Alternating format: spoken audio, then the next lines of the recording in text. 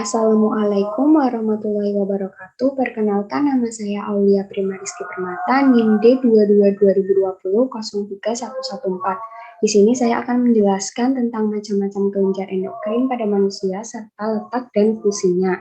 Yang pertama adalah kelenjar hipofisis. Kelenjar hipofisis atau pituitari terletak di dasar cerebrum di bawah hipotalamus. Nah, fungsinya itu sebagai pengendali dan pengatur kegiatan lainnya. Setelah mendapatkan rangsangan dari hipotalamus, kelenjar hipofisis akan memproduksi hormon yang membantu mengatur pertumbuhan, produksi, dan pembakaran energi, menjaga tekanan darah, serta berbagai fungsi pada organ tubuh lainnya. Yang kedua adalah kelenjar tiroid atau gondok, terletak di bagian bawah leher dekat jakun.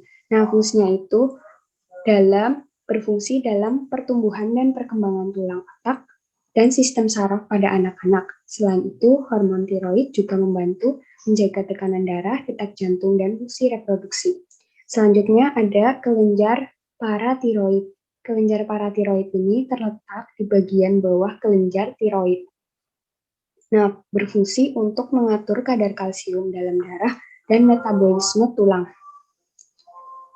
Selanjutnya ada kelenjar timus. Kelenjar timus ini terletak di daerah dada. Nah, fungsinya itu sebagai limfopoiesis yang terutama terjadi selama masa fetal dan awal masa pasca lahir. Timus juga menghasilkan hubungan dengan sel retikuler epitelial untuk mengetahui antigen asing. Nah, selanjutnya ada kelenjar adrenal. Nah, kelenjar adrenal ini terletak di atas organ ginjal. Nah, fungsinya itu kelenjar adrenal itu terdiri dari dua bagian utama, yaitu korteks adrenal di bagian luar dan medula adrenal di bagian dalam. Korteks adrenal bertanggung jawab dalam memproduksi 3 jenis hormon, yaitu aldosteron yang mengatur elektrolit dalam tubuh dan tekanan darah, kortisol yang mengontrol kadar gula darah dan metabolisme, dan gonadokortikoid yang mengatur hormon seks.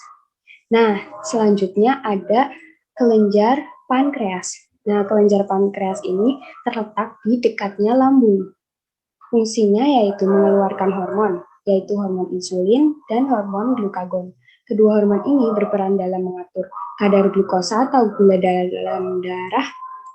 Nah, hormon insulin ini akan mengikat glukosa dari darah untuk dibawa ke berbagai jaringan di dalam tubuh agar bisa digunakan sebagai energi.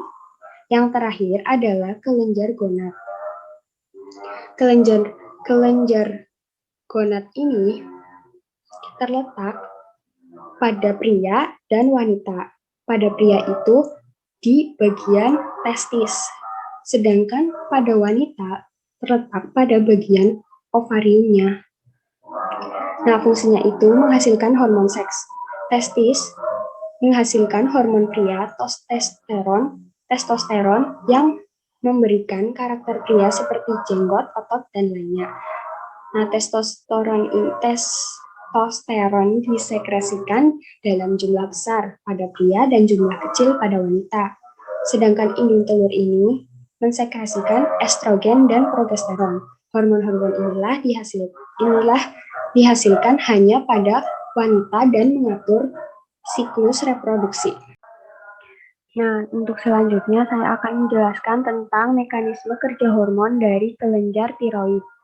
Dalam skala normal, kelenjar tiroid membutuhkan yodium untuk mensekresikan hormon tiroid. Yodium tersebut dibutuhkan sebagai bahan dasar untuk membuat hormon tiroid. Tubuh memiliki mekanisme unik untuk menyesuaikan kadar hormon tiroid dalam tubuh. Awalnya, hipotalamus akan menghasilkan tirotropin releasing hormon yang akan merangsang kelenjar hipofisis atau pituitari untuk mengeluarkan tiroid stimulating. Hormon tiroid stimulating hormon atau TSH berfungsi untuk menstimulasi kelenjar tiroid untuk mensekresikan hormon tiroid dalam darah.